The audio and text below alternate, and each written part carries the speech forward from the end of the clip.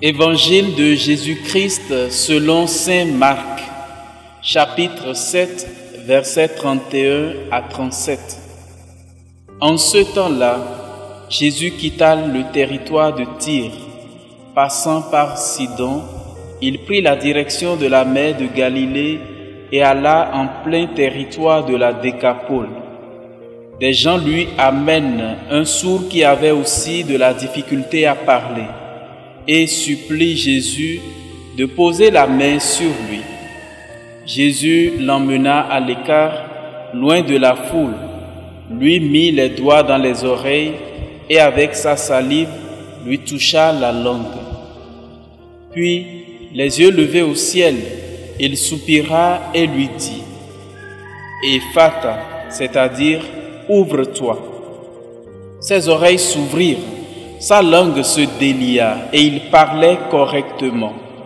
Alors Jésus leur ordonna de n'en rien dire à personne, mais plus il leur donnait cet ordre, plus ceux-ci le proclamaient.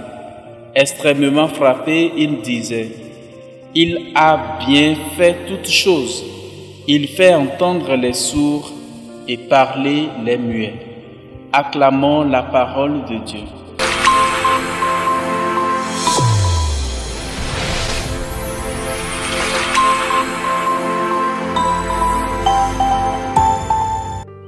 Chers frères et sœurs en Christ, auditeurs et auditrices de la Sève Coaching TV, bienvenue à ce 23e dimanche du temps ordinaire de l'année liturgique B. L'évangile que vous venez d'entendre nous parle de la guérison du sourd-muet.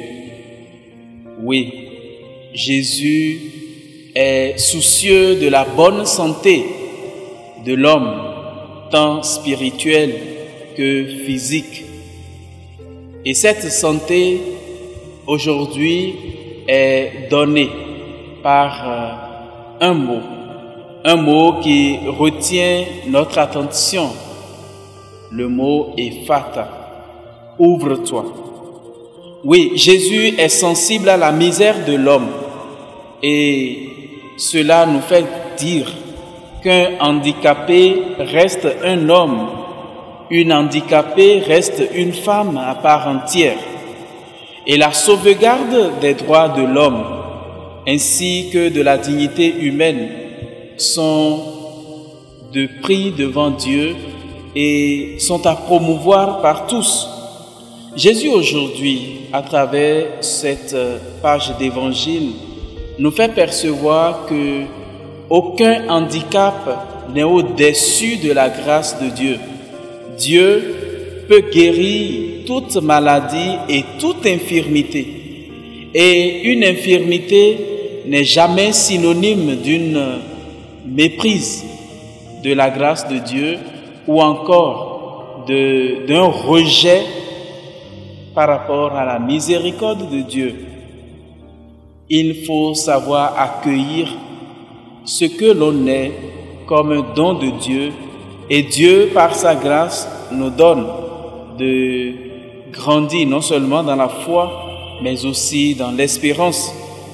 Et le mot Ephata, qui veut dire « ouvre-toi », a été prononcé par Jésus pour ouvrir les oreilles de ce sourd qui n'entendait plus rien. Jésus le fait après lui avoir délié la langue par sa main en prononçant, disant des paroles qui permettent que la guérison advienne. Et donc chacun de nous, je voudrais qu'en ce dimanche, ce 23e du temps ordinaire, que le mot Ephata nous habite. Ouvrons nos cœurs à l'Esprit de Dieu. Ouvrons notre intelligence pour mieux discerner les fatas de nos intelligences. Ouvrons nos yeux pour voir et reconnaître la main de Dieu dans nos vies. Les fatas de nos yeux. Ouvrons nos oreilles pour mieux entendre la voix de Dieu et savoir écouter sa parole, les fata de nos oreilles. Ouvrons notre nez pour sentir Dieu et sentir la misère de l'homme, afin de venir à sa rescousse si Dieu nous en donne les moyens et la grâce. Oui, les fata de notre nez. Ouvrons notre mémoire pour savoir nous souvenir et rendre grâce à Dieu. Les fata de notre mémoire. Et c'est à ce prix que nous pourrons toujours continuer à rendre grâce à Dieu pour ce qu'il est et ce qu'il nous donne de vivre, en nous souvenant des merveilles de Dieu dans notre vie. Je me recommande à nos prières, parce que en ce 6 septembre, donc demain, cela fera une bougie de plus.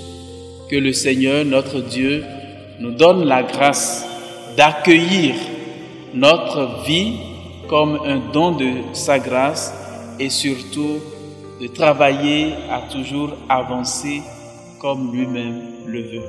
Le Seigneur soit avec vous.